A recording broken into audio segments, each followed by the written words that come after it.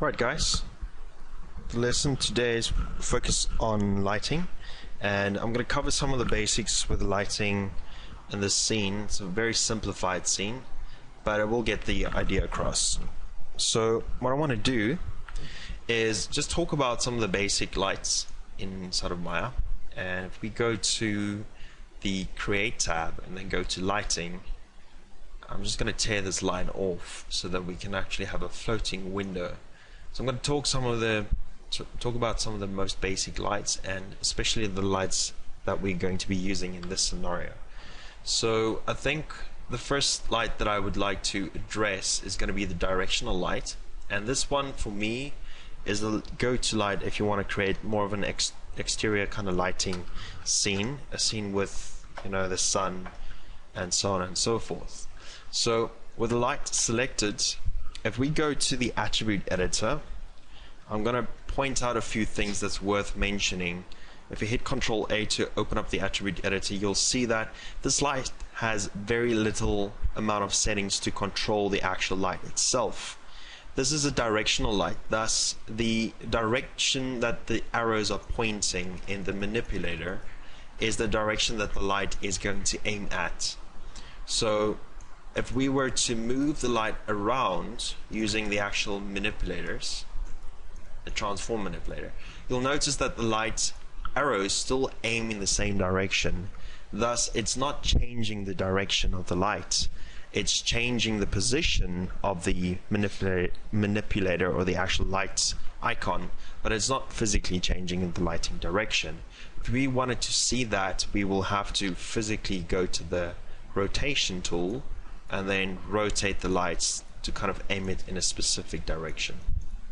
Right, so now based over this icon we can see that the light is coming from this angle and it's going to hit the surface where the arrows are essentially pointing towards. So with that in mind, we can then choose how strong the light should be, the intensity, and we can also choose the color that we want the light to be.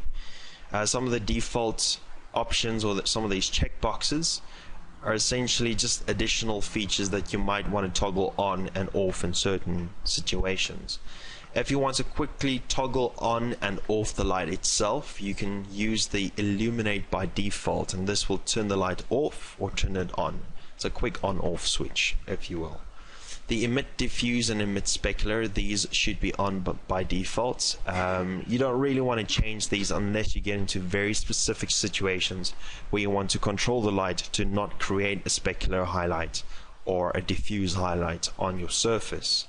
For the most part, most scenes will require you to have both of them on. Another thing that I might add is every light inside of Maya does not have shadows turned on by default. Meaning, if I were to render this, you will see that the light is applied in the scene. I'm just waiting for the render to finish on the other screen, and then I'll bring it into view. You'll see that the light is rendering the scene, but there's no shadows of any kind. Thus, we have to then make a realization that this light does not create any shadows. So why did they design the lights to do this? Why did they have it to not be linked to shadows by default?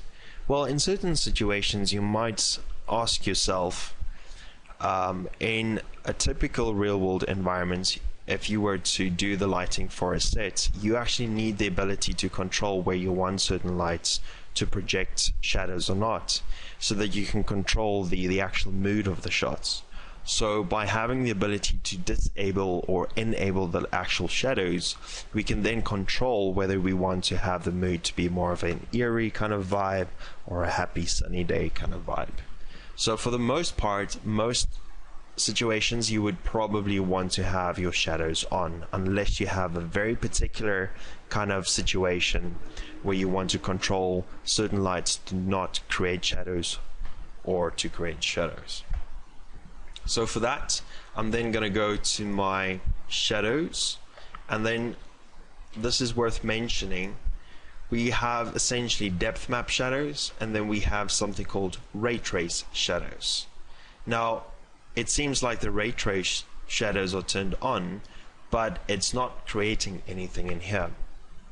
Now, before we actually get into the explanation of this, let's first work with just the depth map shadows, and I'm going to try and explain this to you guys. If you can give me 2 seconds to plug in this tablet of mine.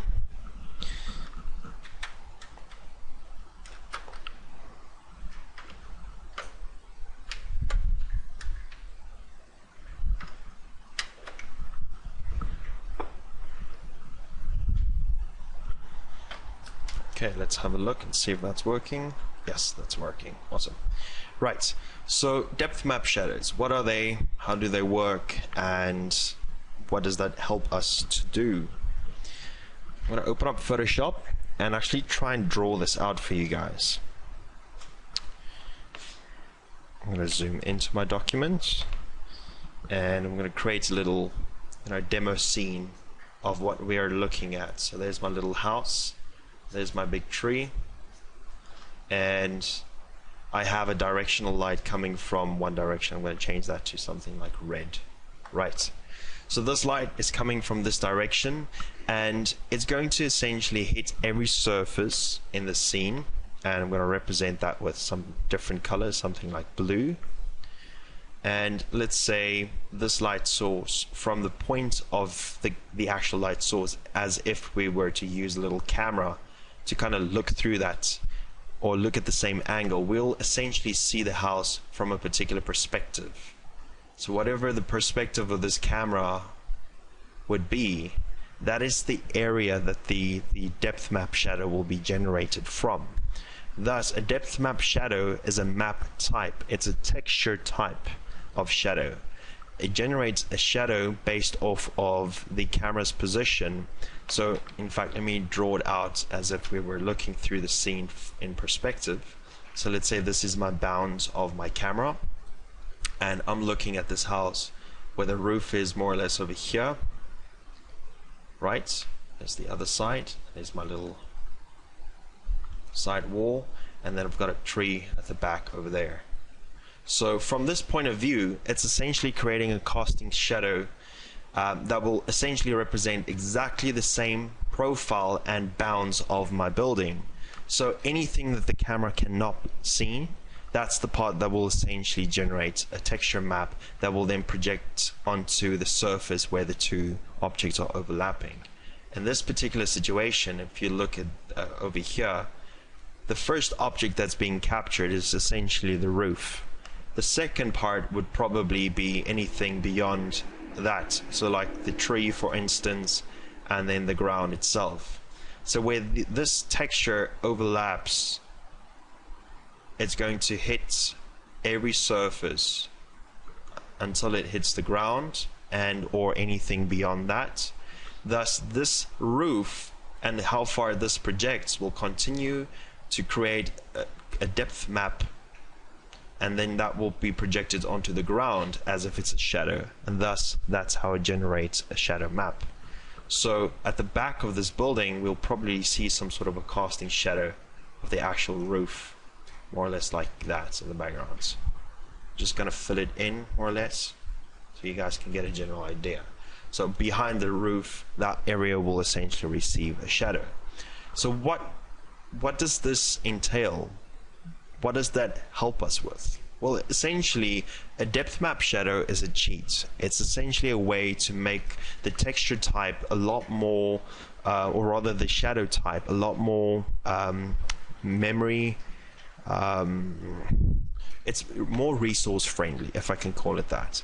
Meaning it's using less calculations or physical calculations to work out how the shadow should be, and it's much quicker to generate as well.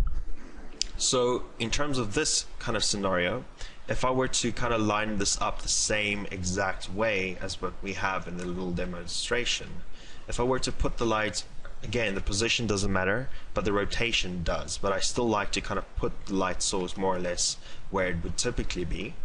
I'm going to create this at, say, put this guy over here somewhere. I'm going to rotate that over there. And then if I were to render this my camera on the opposite side, somewhere over here,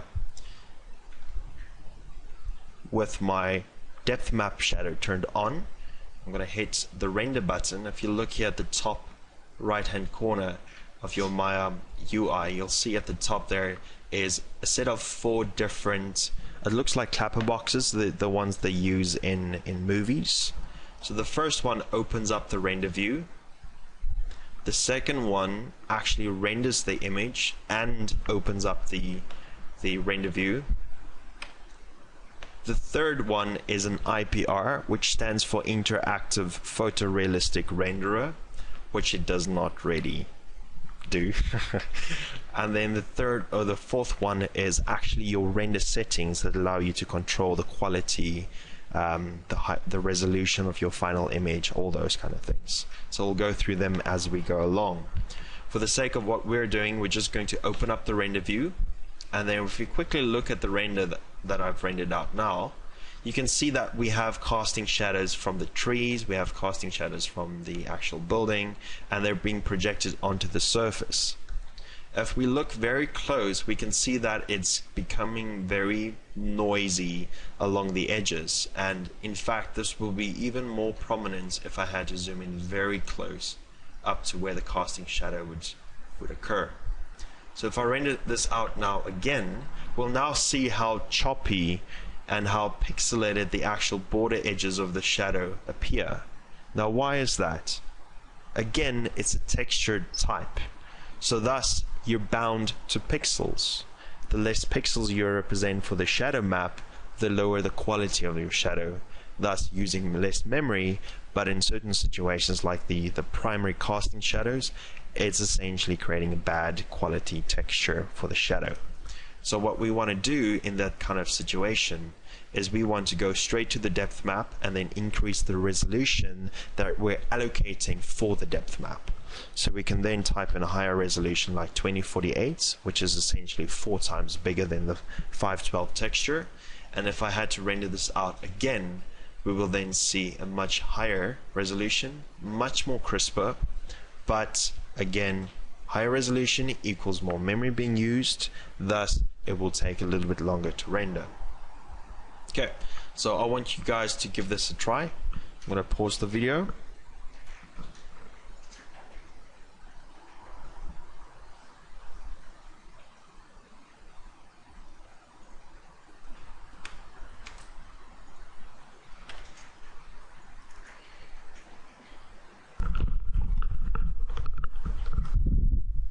Right, so let's continue.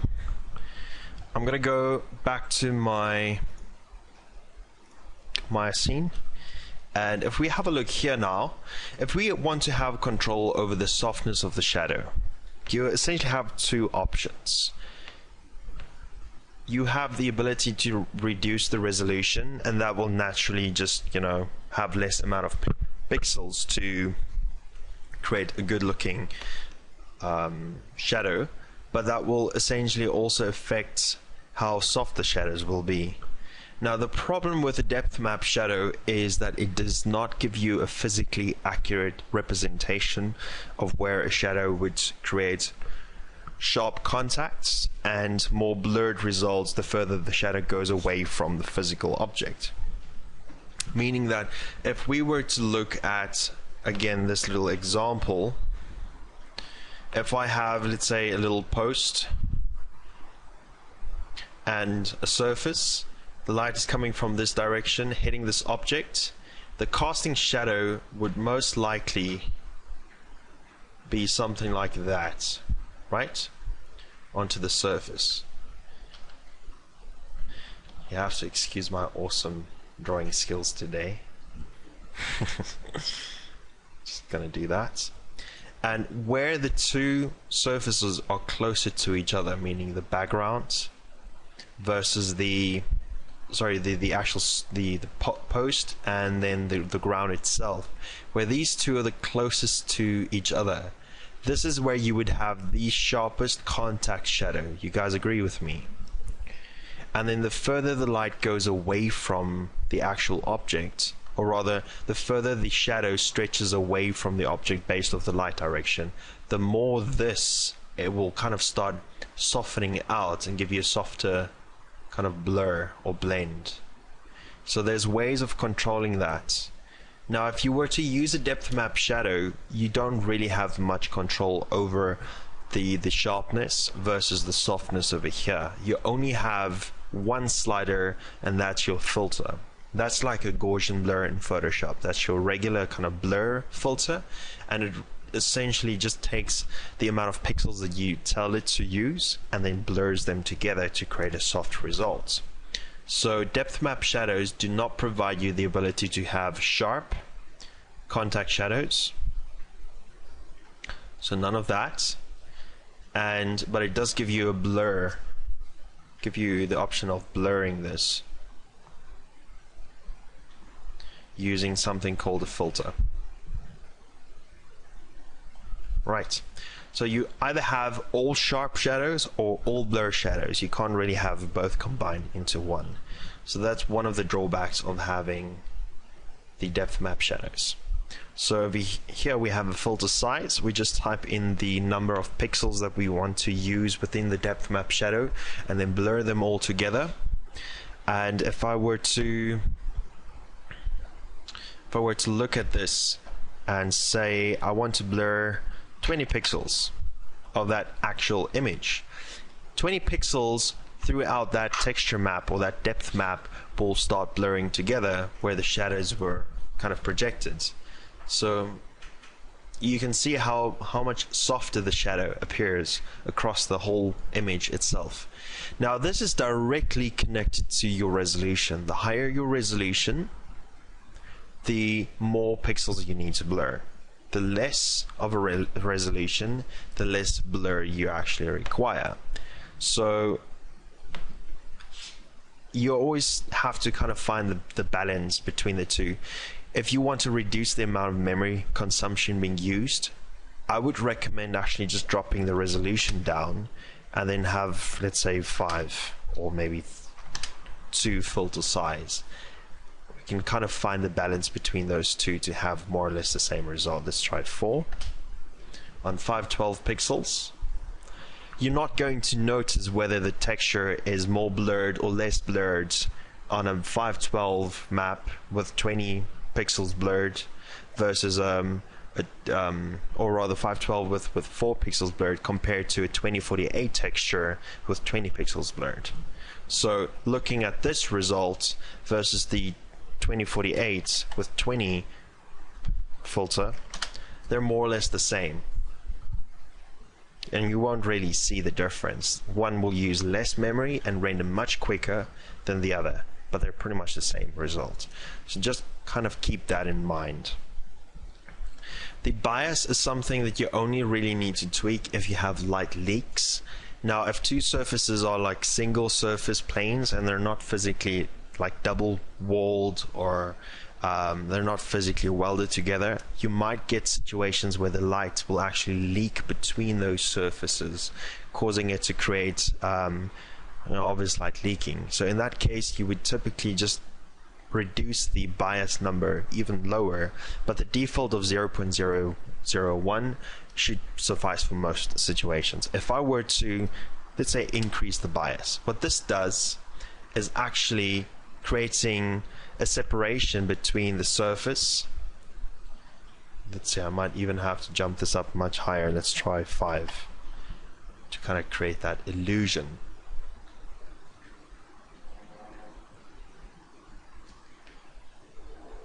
I'm not getting too much of it in this situation. Let's reduce the resolution to 512 with 1 filter size and blur. Let's have a look. Okay, so there is an example of a very unsensitive or less sensitive bias causes things to feel like they're floating above a surface where they're not physically connected. The shadow appears to draw away from the object, making it look like that object is floating off of the surface, but technically they're right on top of each other. The one might even be kind of pushed into the other, yet it still creates that illusion that the shadow is not physically contacted. So if you want to use that to kind of create something to make it look like it's floating. I don't know why you would do that, but I guess you could. Technically, you can just move the object up and it does the same thing. But usually the defaults of 0.001 for the bias would suffice for most situations. Some of the other options, these are more advanced kind of fog related settings. If you were to use fog in your scenes, those are just kind of quality and intensity sliders that you might want to tweak. So that's most of the settings that you need to concern yourself regarding the depth map shadow. The next one that I want to talk about is going to be the Raytrace Shadows. Now, Raytrace Shadows is definitely the way to go if you want a physically accurate scene. The only problem is it's a lot more expensive to render, and it has a lot more sliders and settings that you have to play with. So if you feel like you want to be more technical and you want more control over everything, that's definitely the way to go. Right. So in this situation, that whole solution with I'm going to call this Raytrace RT, and then depth map is DMap. So Raytrace shadows are essentially shadows that have the ability to shoot out thousands of little rays into the scene, and these will then hit the surface and they're going to bounce off. In fact, let me put it in a different color, something like a red. So these would hit the surface and they will start bouncing in different directions depending on whatever surface it is. Once they bounce off, they essentially contain bits of information that provides the image, or your final resolution image, the information it requires to colorize the pixels. Okay, so it's gathering information from the scene, whether the object is overlapping another, thus creating casting shadow, what color is the surface, how much reflection does the surface have. All that information provides the information for the ray tracer to then gather the final pixel quality to produce the final results. So this is quite important to keep in mind.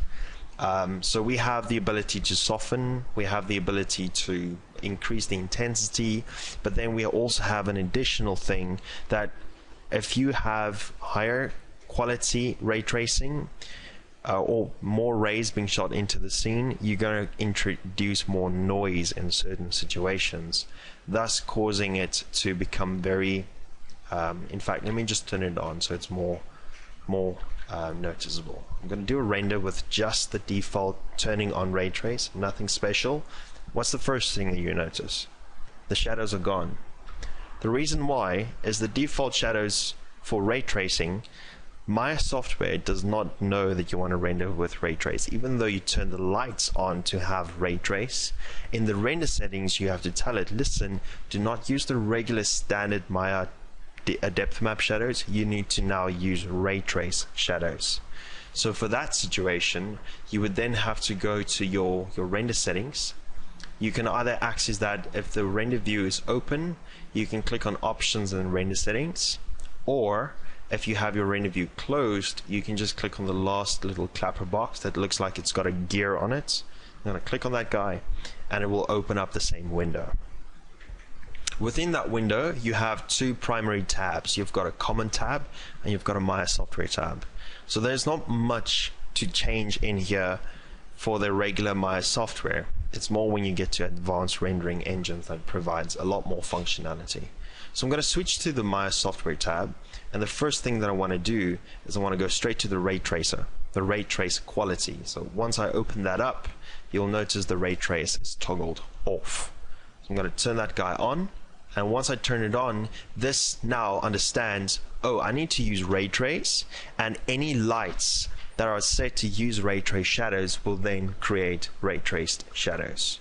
Okay, you can still, even though you have ray trace on, you can still render with depth map shadows, but you can't do the other way around. So just keep that in mind. So in certain situations, you might want to have some lights only render with depth map, and other lights for more like primary light sources, you might want those to be more ray trace shadows.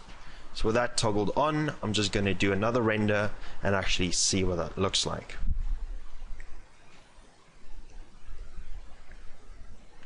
Now we have proper contact shadows. It's blade sharp.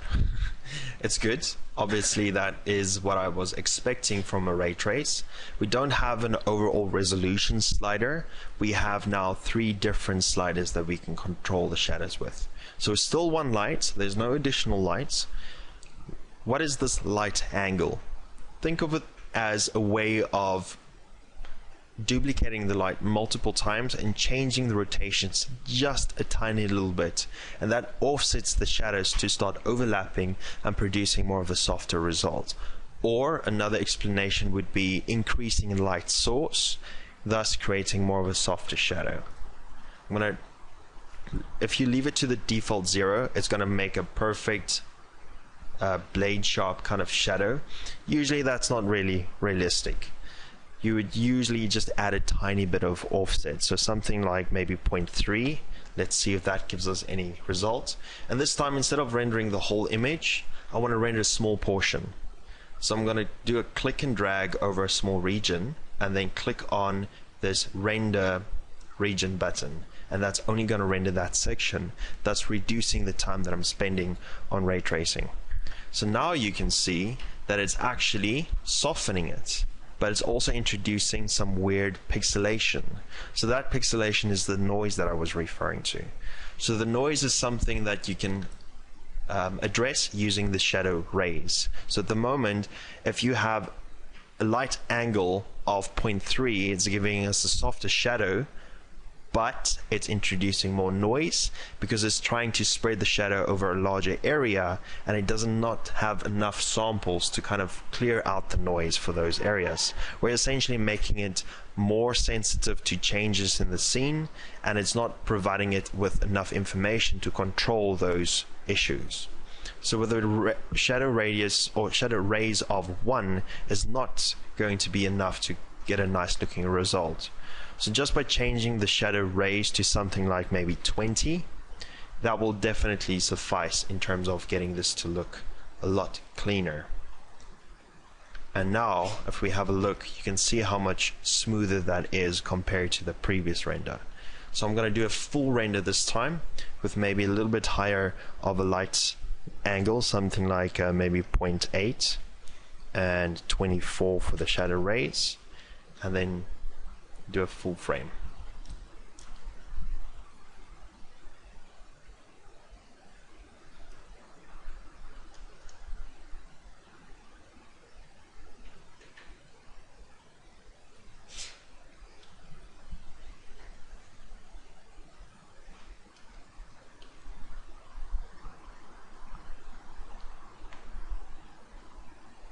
Right, so now that we have the render done, that took us about 25 seconds down here at the bottom. You can kind of see that.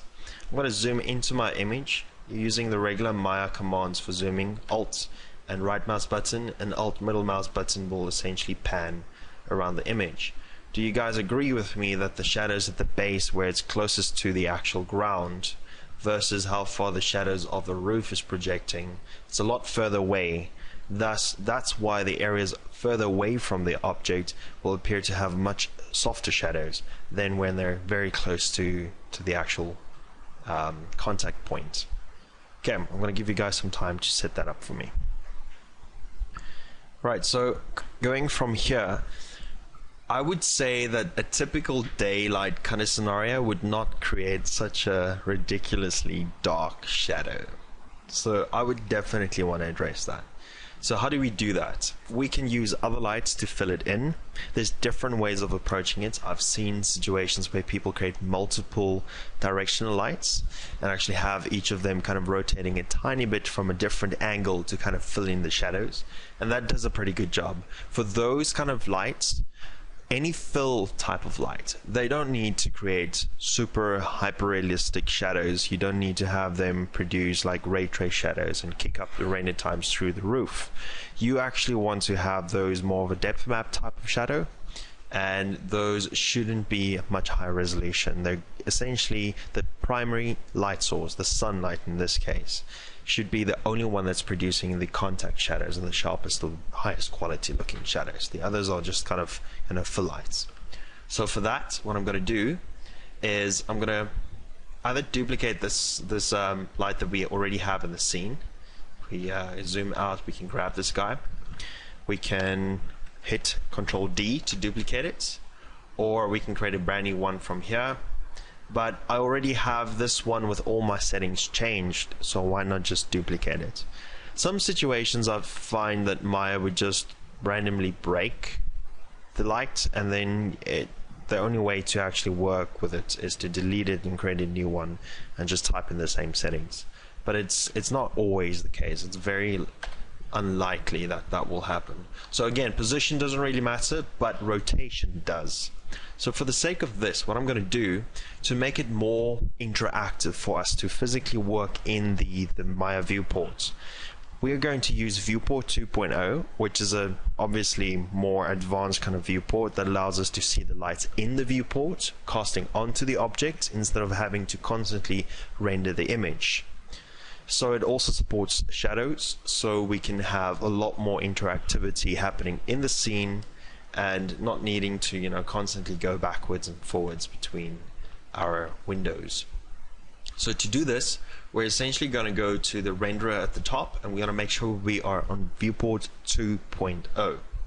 So with that turned on, I'm then going to go in and make sure that in my viewport itself that we toggle on use lights and shadows. Where do you find that? You go here to the top, right next to the little circular or spherical checker box. There's a little light. We can toggle that one on. And then the one right next to that is essentially the casting shadow. So if you toggle that one on and off, we can actually see the lights being toggled on and off. Right. So now we have two lights pointing exactly in the same direction, thus the casting shadows will not be changing. So what I'm going to do instead is, and actually before I talk about the rest, it's something worth mentioning that all your lights that's previewing itself in the viewport, they do not support ray tracing. Ray tracing is only done at render time. So ray tracing is also the only type of shadow that can go through transparent objects, something like glass or water and so on. You can't use depth map shadows in those situations. For that in mind, what happens, even though the light itself is set to use ray trace in the render settings, for the sake of the viewport, when we're previewing it in the viewport, it actually switches temporarily itself to a depth map shadow type. It uses the same settings as a depth map shadow, but when it renders with a Maya software, it will use ray trace. So you don't have to go and physically toggle something on and off. It does that on the fly. Just know that you won't have proper refraction going through different objects looking in the viewports, but at render time it will do the job as it's supposed to. So continuing from there, I'm going to grab my lights and I'm going to change the shadow direction. So watch, or rather the light direction, and now we can see how these are offsetting from one another, and that's giving us a nice way to kind of create multiple shadows from different angles. This light, I'm going to turn off ray trace. I'm going to go up to the top, turn on use depth map shadows, and then I'm going to increase the filter size to a high resolution, like, or not rather higher resolution but high value. I'm going to soften that because I'm not really keen on getting accurate contact shadows, but rather more of a softer type of shadow to fill in the scene. So what I'm going to do is just maybe move this light to this side and rotate that so we actually see what's happening on the other side of the house, something like that. And again, position doesn't matter. I'm going to keep repeating myself multiple times, and then again the resolution is quite low. This one is a fill light, so it's meant to be more like a skybox or like a skylight. So what I'm going to do is I'm going to go to the color and get more of a soft kind of skylight color, and that will tinge the rest of the scene with that slight blue phase. And then the key light, this one, in fact, let's rename it. So I'm going to go to the actual lights and just change its transform name to sunlight, or rather key lights. Key lights. So by doing that, we now know which one is primary and which one is secondary. So I'm going to grab this guy. It's the same thing. I'm going to change the transform name to something like fill. and then for the key light I'm just going to change that color to be more of an orangey kind of tone around there. So looking from this side, we can see it's a much more orange, and then on this side where this light is filling in, it's more of a blue tone. So you can definitely override and control which light is more prominent or more powerful. So if we select the skylight, we can then drop the intensity of this light down, and then this one we can kick up to be a much more brighter, let's say 2 for instance.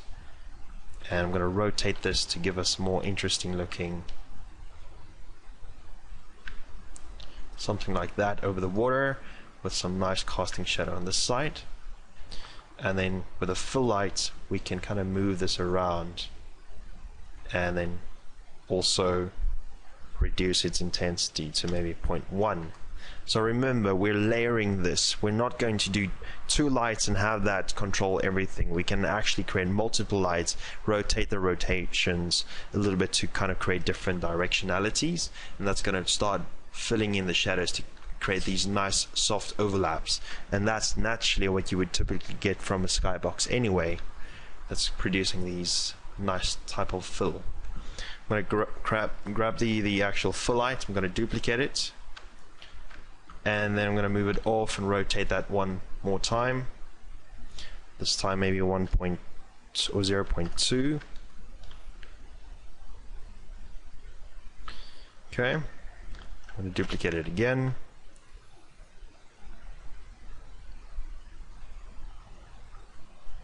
Something like that.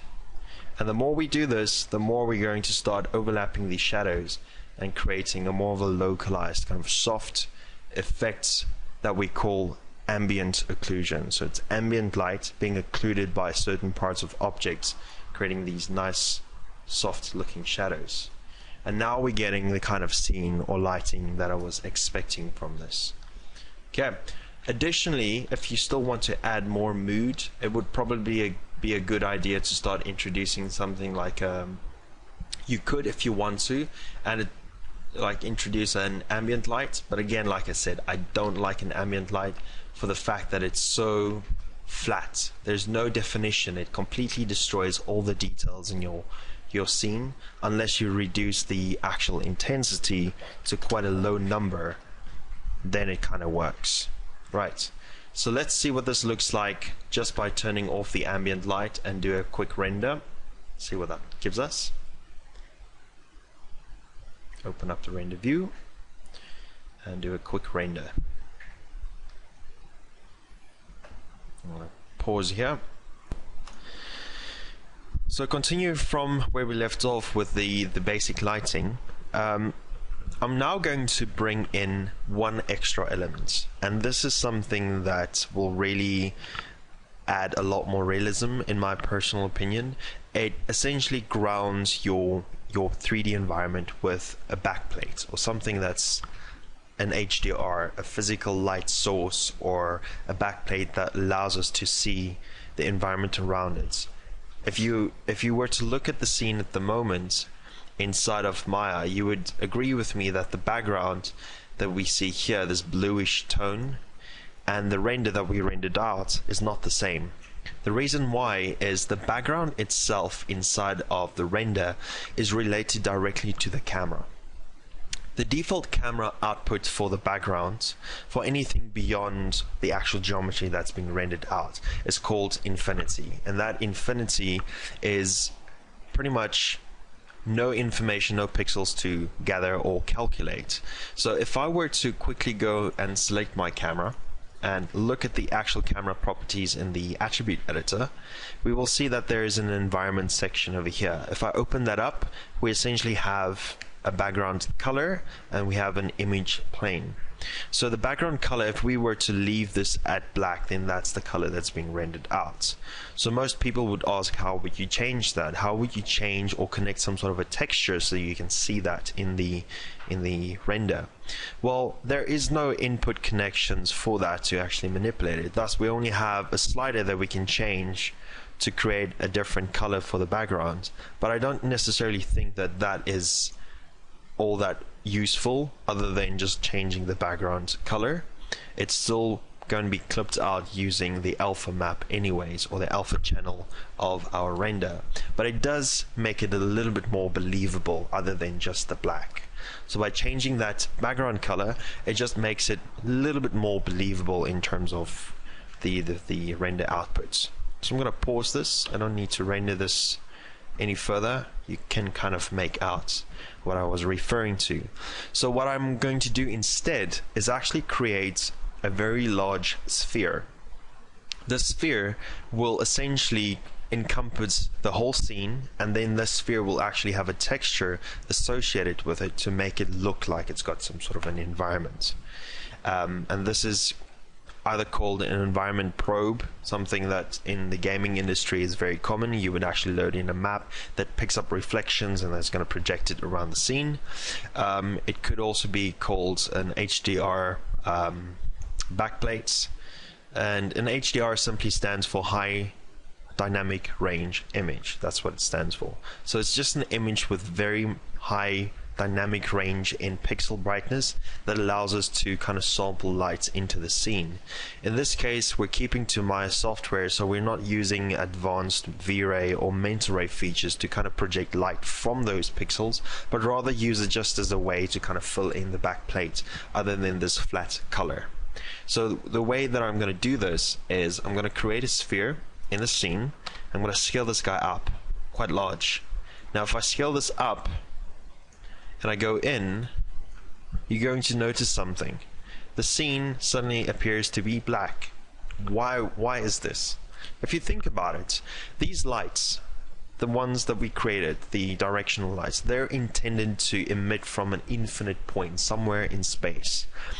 So it doesn't matter where we move this in or out into the scene, it's still essentially being blocked by this massive sphere, the guy that we are actually going to use to create an environment background. So what we need to do is do some render overrides, if you will. So the render overrides is done on the actual mesh that's causing the problem. So with this mesh selected, if we go to the attributes, you will see that there's an option for render stats. So this guy should not do what? It should not be casting shadows. So as soon as I toggle this off, it switches the functionality for the renderer to use that as a shadow projection object. And you can also turn off the feature for receive shadows, because you don't really want it to receive shadows from trees or random objects, especially when the camera had to rotate to those angles. So by doing that, that fixes a lot of the issues. And now we can actually go and link in some sort of a texture. So I'm going to right click on our sphere, and we're going to associate a material that does not receive shadows or cast shadows. So this is a very specialized type of material, and it's called, let's open up the render view, and it's called a surface shader. So if you click on this guy, it will actually fill it in with black color. And this one we can then go and connect some sort of a texture to. This is essentially the way that we're going to override the camera background and then use a surface shader with this out color connected to some sort of a texture. So I'm going to go to the create render node. I'm going to click on the file, and then we're going to link a file node to this. The file that I've loaded, or the file that I want to use, is essentially, let me see if I can make this a bigger thumbnail. Probably not. Anyway, it doesn't matter. I'm going to open that up. Actually, yes, I can. There we go.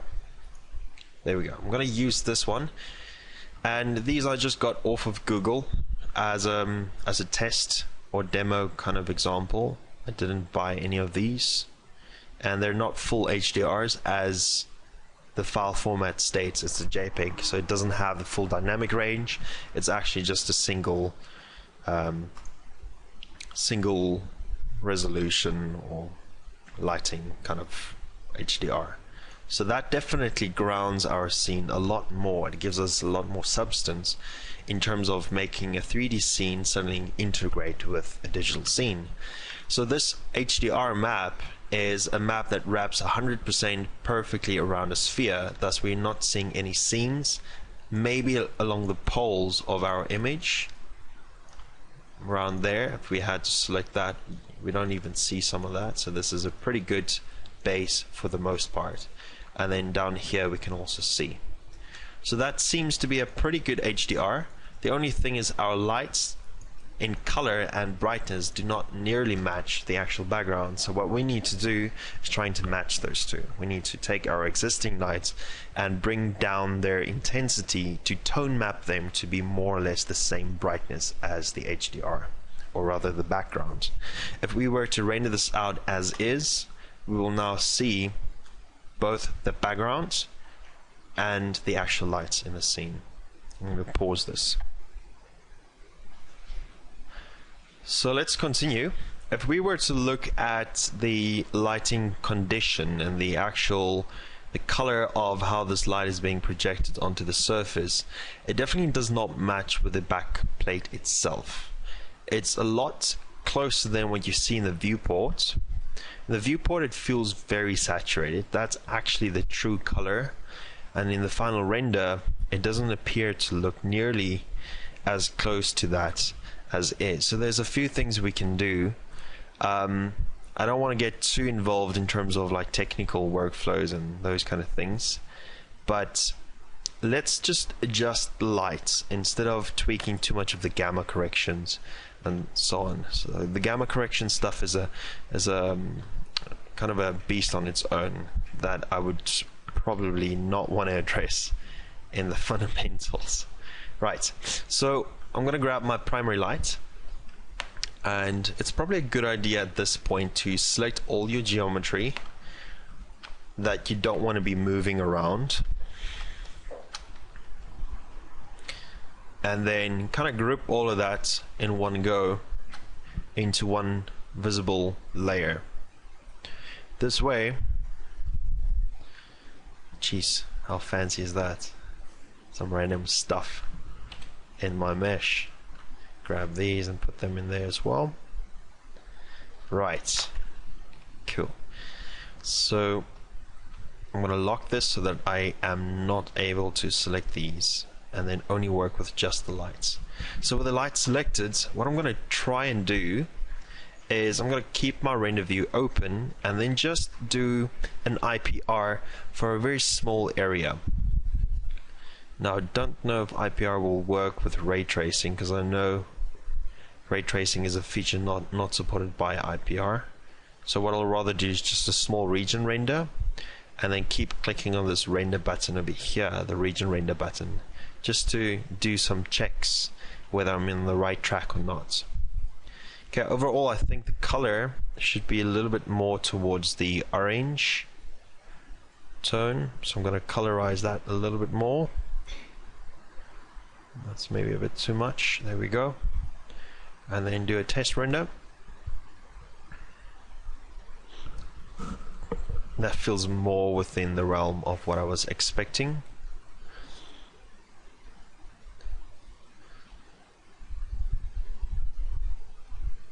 Yeah, that feels much better. Just doing small tweaks to the actual lights, and that will make a massive difference to kind of integrate your backplate with your actual 3D scene. Another thing that we can do is we can color correct our textures. Now the initial texture that I used for the grass is definitely a texture type that is you know, the color itself is very, very saturated and very very green, and it would probably be a good idea to use a less saturated version of that texture that will integrate a little bit better with our actual scene. Or I could use more of the dead grass kind of seamless texture that would also do more or less the same kind of thing. Right, so there's a few things that we can do. I think in general just changing the lighting will definitely help a lot.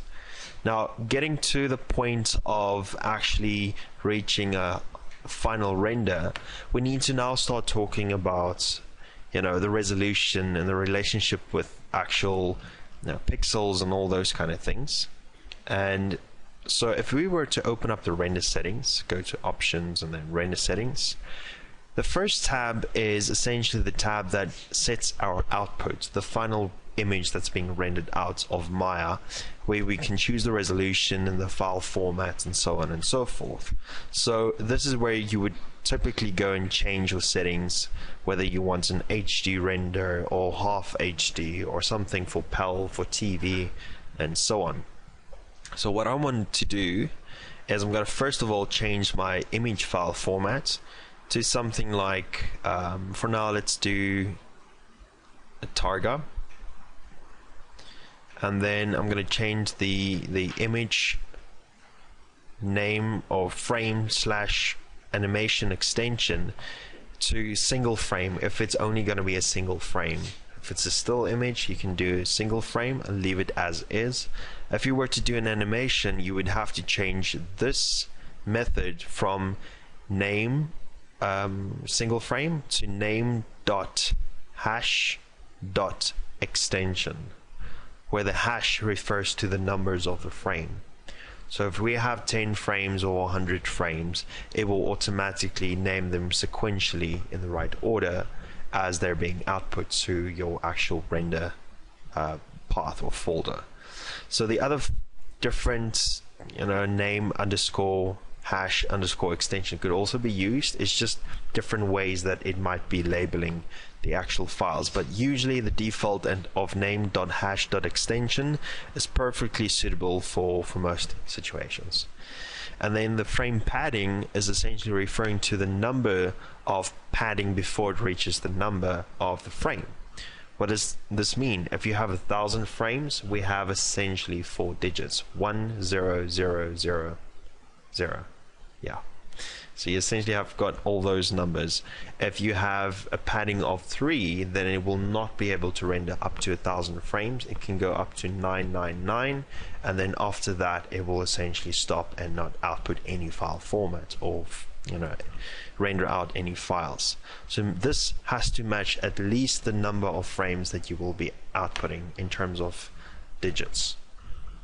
The default of 4 for the most case should be fine. I've never seen a sequence more than average 3 to maybe 1,000 frames, 300 to 1,000 frames. In fact, even 1,000 frames is ridiculous. Usually shots are broken up into sequences. Each sequence has more or less, let's say, 30 seconds, and that is definitely not 1,000 frames. Okay. So continuing from there, if we look at the frame range, this is if you were to render out multiple frames. So this is where you say the start frame and the end frame should be. In our case, we don't have any animations, so we technically can just switch from name .hash.extension to single frame as is, and then you'll automatically see the frame range disables itself. So I don't want to use that in this case. So which camera will I be rendering? Well, that's up to you. You can choose if you want to render out perspective, front view, side view, like orthographic stuff, or even a custom camera that you've created specifically for the composition. So just to kind of explain this process a little bit more on a practical manner, if I were to create a new camera, look through the camera, look through selected, I'm going to zoom out, and then place my camera composition more or less like that, and then go back to my render settings. You will now see we have an option to choose camera 1. Okay, if you don't change this, you might export to just the perspective camera without realizing it, and then after an hour come back and see it's the wrong camera. So just be careful of that. Okay, so under the image size, this is something that will influence your full frame at the end of the day.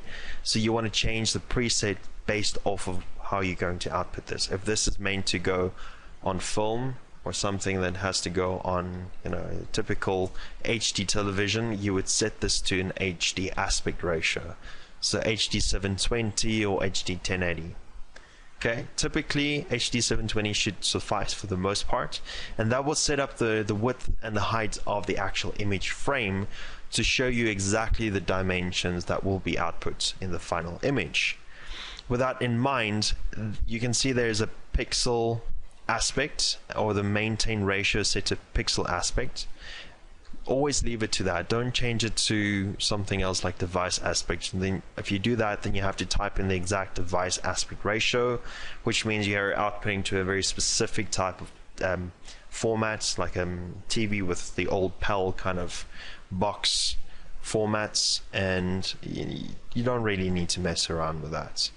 And again, you don't need to change the resolution over here. You're going to probably be viewing this on a television or on the internet, so you don't need to change the resolution higher than 72 dpi. If you were to have this image to be printed out for a banner or a massive billboard, then you can bump it up to something like 300 to increase your final resolution output. Okay, for the most part, these are the default settings that you want to kind of keep in mind. I would just like to show you guys how you can actually preview your width and your height in your viewport, so that you're always sure that whatever you see here is the stuff that's going to be rendered out. So in the viewport, if we look at these buttons here at the top, there is going to be about 2 or 3 buttons that you need to familiarize yourself with. The first one is going to be the actual resolution gates. So if I click on this guy over here, it's actually showing you a bounding box to where the resolution gate is clipping whatever is going to be rendered out. So within this bounding box, this is the part that you need to concern yourself with. If there's anything in here that you maybe want to have as part of the image, you probably would like to then just move your camera to compensate for that position. If you have something that you don't want to be in part of the view, like for instance this tree, if you want to clip that off, you just need to move your camera to not have that in the scene. Right.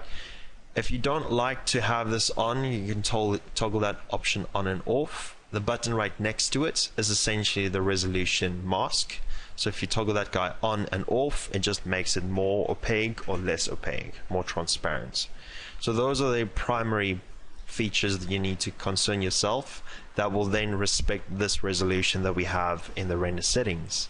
If I were to change the resolution for the width and the height to maybe a different preset, like maybe full 1080 or 1024, you'll see that the aspect inside of the frame, inside of your viewport, will also change to compensate for that.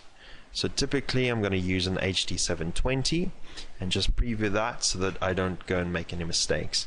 There's additional features like, for instance, action and title.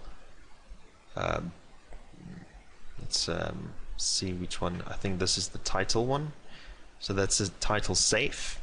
Why do they have this? Well, if you were to do something for broadcasting or something with motion graphics, you typically want to have this title safe on to know that if there's going to be text on screen, that it stays within that border. If it goes outside of those borders, if the image or the final render had to be scaled up to compensate for different devices, parts of that image will be clipped off, and then you're essentially losing all that information.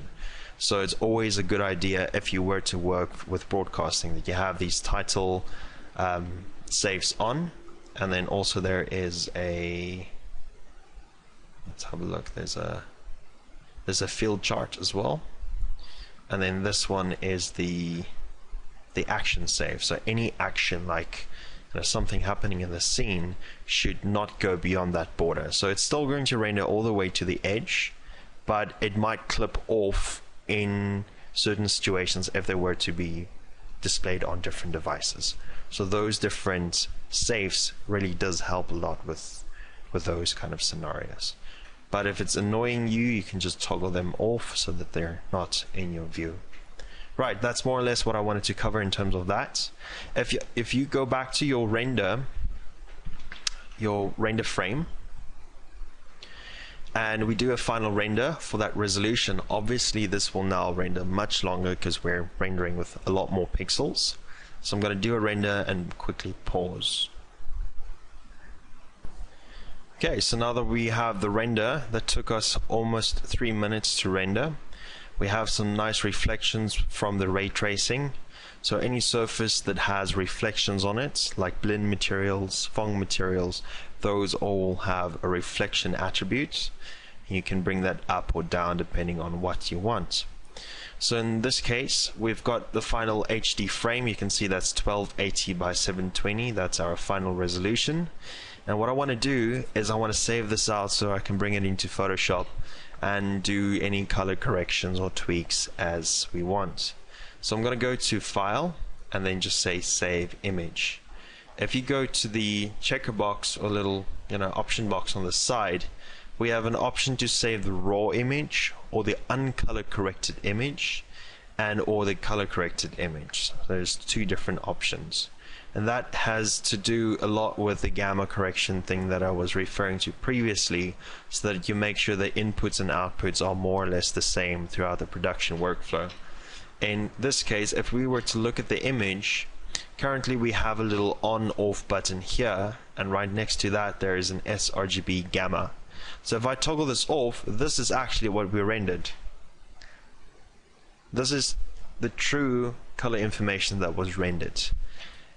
Why is it suddenly so dark? Well, like I said, I don't want to get too involved with the technical stuff, but essentially a gamma correction is a way for us to display the final image on an sRGB monitor or TV. Those are the devices, like cell phone devices. They're all based on the same concept of sRGB.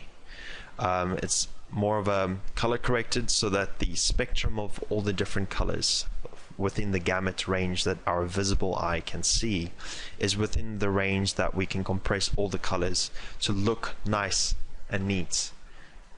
If you were to render without gamma, it is the true color information that is rendered out, but the only problem with that is things turn very dark, and usually you don't want to do color correction on an image that is in linear or uncolor corrected.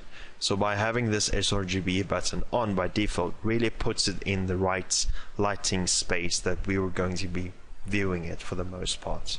So when we render this image out, we probably want to make sure that we save this out as a color managed image and not the color not the raw image. So I'm going to hit apply and I'm going to save this image now, and you can see exactly where this is going. It goes to the house project and into the images folder. You guys remember when I said you have inputs and outputs? So the image folder is where the output coming from Maya into the project folder. So I'm going to call this render test, and we're going to choose our file format to whichever format we want to save as. In my case, I'm going to save it as a Targa and then save. Right, so now if I were to go back to my project, go to the house project images, we should have our, I don't know, this is on the network, so we need to go to the desktop where I saved mine, house project, images, and there's a render test Targa file. So I'm going to bring this into Photoshop. Just going to drag and drop that onto Photoshop. And there's my final image, and you can see that came out exactly as expected because I switched from being raw to being the actual color corrected image. So if you were to do it as a raw image, you have to apply the gamma correction afterwards. So I'm going to save this out as raw as well. Close, file, save as, and then call it same image but just add additional raw to that.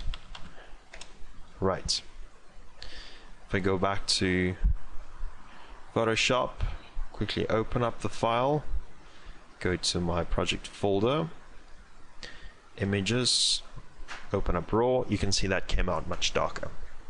So if we wanted to get it to the same color space inside of Photoshop, we need to do a bit of preparation inside of Photoshop. We have to make sure that Photoshop is set to view the sRGB color space, and then we have to apply a exposure adjustment layer, which you will find under here. So I'm going to look for exposure, and inside of the exposure we have a gamma correction that we have to set to the same sRGB values, which is 2.2, and that puts it in the same color space. In my personal opinion, if you know a lot more about your gamma corrections, you're going to get a lot more control using this method than if you were to just save out the raw image, or the color corrected image straight out of Maya, and then that result is kind of baked in. Then you can't really control whether you want less or more gamma correction accordingly. So from here then we can do any additional tweaks. Things like, for instance, maybe a bit of a levels adjustment, and maybe want to introduce more of a blue tone. I can then bring up this to be more blue or more green, depending on what we're looking for, to get more of a range that works for our image. So I'm going to do maybe a curves adjustment. I'm going to apply a proper S-curve to really punch the contrast in our image, and then lastly I might even add a little bit more red back into the concrete or the bricks.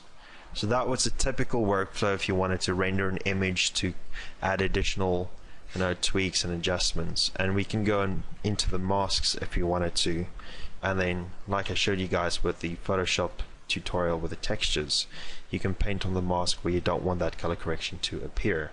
So if I use my brush and I paint with black, I can essentially remove where I don't want that effect to be, and you can see how that effect then propagates down to the original image.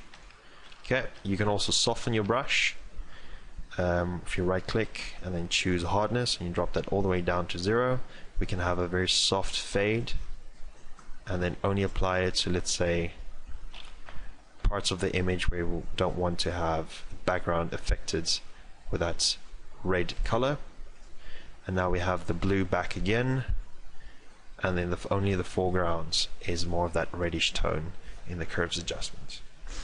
Okay, I hope you guys learned a bit from this little lighting experience, and I'll see you in the next lesson.